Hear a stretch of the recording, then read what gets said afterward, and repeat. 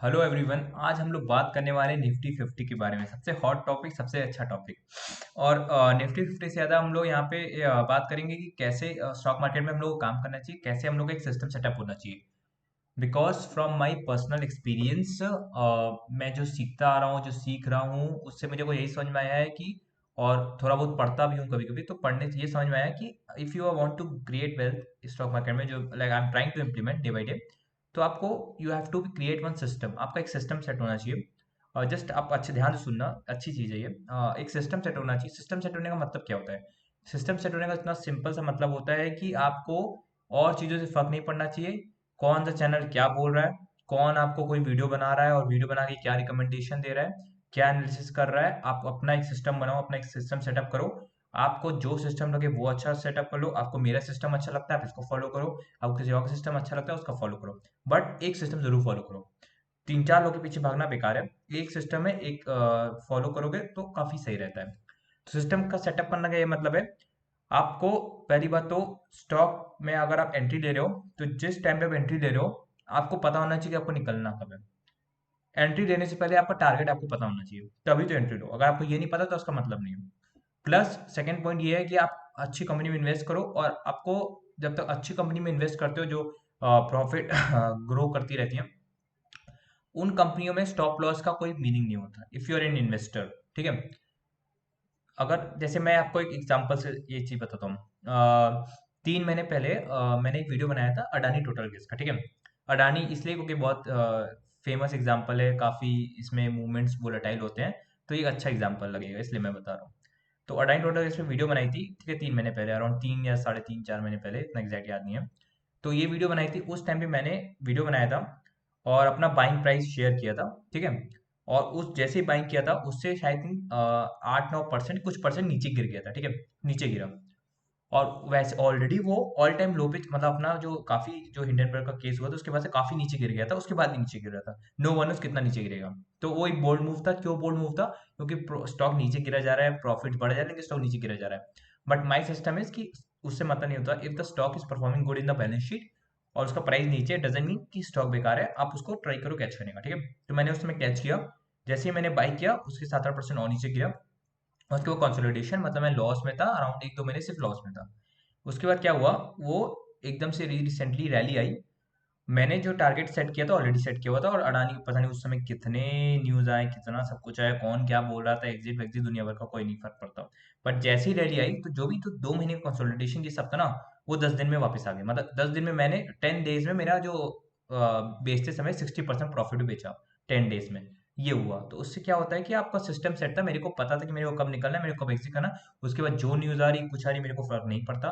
मेरे को बस मेरे बाइंग सिस्टम, मेरा जो सिस्टम सेटअप है उससे फर्क पड़ता है। सेकंड, कंपनी कैसा बैलेंस शीट में जो है परफॉर्म करी, उससे फर्क पड़ता है। The company is growing big, their sales are going big, their net profit are going, I will buy at cheap rate and I will sell at the high rate. ये एकदम सिंपल फंडा clear है।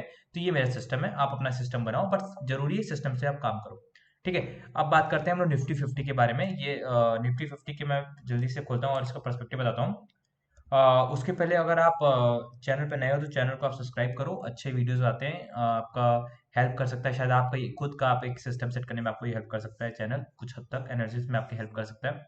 Obviously buying selling का recommendation नहीं दे सकते, but या आपका analysis में थोड़ी मदद हो जाएगी कि आप किस तरह एनालिसिस करो, वो आप शायद सीख जाओ। तो मैंने निफ्टी 50 का मैं चार्ट खोलता हूँ। ठीक है। अब मैंने ट्रेडिंग भी यूज़ कर रहा है वैसे, बाय द वे। तो आप देखो, अब यहाँ पे हम लोग पहले हर चीज खुद, आप सबसे पहली बात है खुद जजमेंट लेना स्टार्ट करना पड़ेगा। तो अब न्यूज है, जैसे मैं बहुत छोटा एग्जांपल, न्यूज में बोल रहे हो market all time high, market all time, कैसे market all time high? Chart खोलो, वीकली चार्ट है, ठीक है। एक लेयर रो, जो ट्रेंड लाइन खोलो, या फिर हॉरिजॉन्टल रे जो भी इसको बोलते हैं, हॉरिजॉन्टल रे लो। उसमें देखो, हाँ ये थोड़ा जूम आउट करो। जूम आउट होकर देखो, पता चल रहा है कि यहाँ से निफ्टी 50 का स्टॉक रैली हो रहा है। फिर पता चल रहा है कि हाँ ये टॉप पे अभी ट्रेड कर रहा है, इसका मतलब है मार्केट ऑल टाइम हाई है। ठीक है। बहुत बेसिक सी चीज़ है, लेकिन यही बेसिक चीज़ कभी कभी लैग करती है डिसीजन लेने में। तो अब आप ये डिसीजन लोगे तो आपको समझ में आएगा कि यहाँ से इतना मार्केट रैली कर चुका है, इतना एकदम स्ट्रेट मार्केट रैली किया है यहाँ तक। फिर यहाँ तक देखोगे कि कंसोलिडेशन आया है इतना।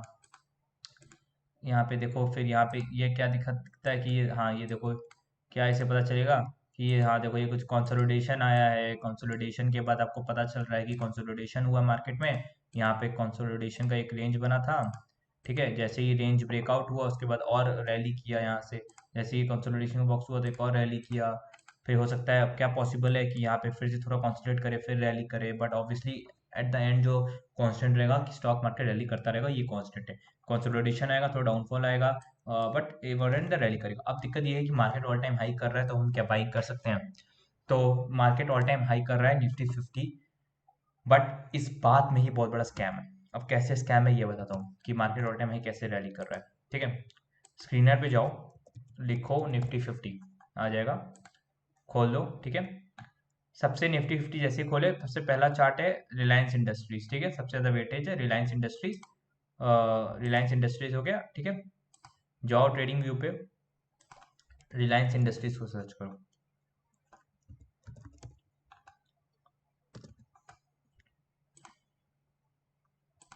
ठीक है।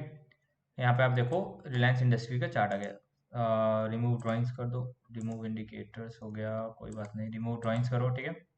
अब देखो क्या है, अब मार्केट कैसा कर रहा है उससे डिपेंड नहीं करेंगे, हम लोग स्टॉक स्पेसिफिक चीज़ें बात करते हैं। तो अब देखिए रिलायंस इंडस्ट्रीज में क्या बन रहा है। तो आप रिलायंस इंडस्ट्री का जब मैंने चार्ट खोला तो आप देखोगे, अगर आप ज़्यादातर लगातार आप जब चार्ट देखते रहते हो तो आपको बहुत चीज़ें ऑन द टिप्स पता चल जाती हैं कि हाँ देखो ये है। जैसे मेरे को इसमें दिख गया कि कप विथ 100 का पैटर्न बन रहा है, और उसमें ब्रेकआउट हो गया है, ब्रेकआउट के साथ कंफर्मेशन भी हो गया है, ठीक है। अब मैं आपको हेल्प करता हूँ दिखाने में, ये देखो, ये अब मेरा, अब ये चीज़ें जो है, अब देखूंगा, अब देखता हूँ, चलो इसी बारे में हम लोग डिस्कस करते हैं कि ये स्टॉक अपने सिस्टम में सेट हो रहा है कि नहीं, ठीक है। अब हमारा सिस्टम में ये सेट होता है कि नहीं, ये देखते हैं। तो ये कप का है, ये हैंडल का है, ठीक है। कप विथ हैंडल पैटर्न बन रहा है। पहला सिस्टम हमारा कि हाँ टेक्निकल सेटअप बन रहा है, ये हम लोग का क्लियर हो गया। उसके बाद देखते हैं टेक्निकल पैटर्न कंफर्मेशन, देख लेते हैं हो रहा है कि नहीं। तो यहाँ पे ये जो है मेरा ब्रेकआउट हो गया, ये मेरा हो गया ब्रेकआउट कंफर्मेशन, ठीक है। ब्रेकआउट हो गया, ब्रेकआउट कंफर्मेशन, इट मीन्स कि यहाँ पे एंट्री मिल सकती है स्टॉक में। नाउ अब ये हो गया, अब इसके बाद हम लोग क्या मार्क करना है, अब इसके बाद मार्क करना है कि ब्रेकआउट है, अब कितना टारगेट है। तो यहाँ पे इसके डाउन से एक मैं एरो लिया, कंट्रोल सी किया, फिर कंट्रोल वी किया, फिर जो मेरा इसका रेजिस्टेंस है कब का, वहाँ पे मैंने प्लेस कर दिया ऑर्डर को। सिंपल सा एकदम इजी सा स्टेप्स है। फिर इसके सीधे नेक पे टारगेट लाइन मार्क की, और यहाँ से जब नेक्स्ट से टारगेट लाइन मार्क की, करंट मार्किंग प्राइस ये है, वहाँ पे गया, यहाँ से देख लिया कितना परसेंट का मूव है। तो 15% का मूव है रिलायंस इंडस्ट्रीज है। यहाँ पे हम लोग एक टेक्निकल स्टॉक पिक भी हो गया एक तरह से देखा जाए। तो हम लोगों ने साथ साथ इस वीडियो में निफ्टी 50 से रिलायंस इंडस्ट्री का एनालिसिस भी कर लिया। तो यहाँ पे क्या है, अभी करंट मार्केट प्राइस से स्टॉक को 15% का अप मिल सकता है, ये है, ठीक है। तो इस तरह आई वांटेड टू शेयर कि इस तरह जब मार्केट ऑल टाइम हाई पे ट्रेड होता है, तो आप इस तरह जो चीज़ें हैं उसको यूज करो, और उससे आप टेक्निकल एनालिसिस स्टॉक स्पेसिफिक हो जाओ। देखो मत कि मार्केट गिर रहा है कि नहीं, बहुत नॉइज है, सबको रिड्यूस करो, सबको कट ऑफ करो, कोई मतलब नहीं। मार्केट ऑल टाइम हाई होने दो, कोई टेंशन नहीं है। जब मार्केट ऑल टाइम हाई, आप मार्केट को देखना ही क्यों है यार, स्टॉक को देखो। इवन नॉट अपने डीमैट में देखो कितना परसेंट गेन हो रहा है कितना नहीं हो रहा है, चार्ट्स को देखो। बाइंग का प्राइस निकाल लिए, बाइंग का प्राइस हम लोगों ने निकाल लिया था, सेल का टारगेट का प्राइस निकाल लिया, अभी देखा हमने।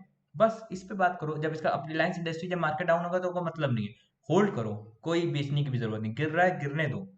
क्योंकि हम लोग देखें कंपनी अच्छी है, कंपनी अच्छी है, हम लोग उसका एनालिसिस यहाँ पे फंडामेंटल की बात नहीं कर रहे हैं, बट ओवरऑल अगर फंडामेंटल बिजनेस करने जाओगे तो रिलायंस इंडस्ट्री का देखोगे, ओवर जो उसका सेल्स और रेवेन्यू और नेट प्रॉफिट है, ओवर द क्वार्टर्स और ये बढ़ता ही जा रहा है, और रिजर्व भी बढ़ते जा रहे हैं, तो गुड कंपनी, जो हमारा एनालिसिस होता है, ठीक है। तो हिसाब से देखें हम लोगों ने कि कंपनी अच्छी है, फाइनेंशियल अच्छे हैं, और हम लोग टेक्निकल सेटअप भी निकाले, टेक्निकल सेटअप भी अच्छा है। तो अब जब ये सब चीज़ें सेटअप हो जाती हैं तो अपना सिस्टम में सब कुछ सेट हो जाता है, उस हिसाब से हम लोग टारगेट और बाई निकालते हैं। सीधे आप एग्जिट, जो हम लोग का टारगेट प्राइस उस पर एग्जिट करो। उसके बाद ऊपर स्टॉक ऊपर चल जाता है, नन ऑफ माई बिजनेस, जाने दो, कोई दिक्कत नहीं, बट अपना हमने टारगेट को सेल करना है।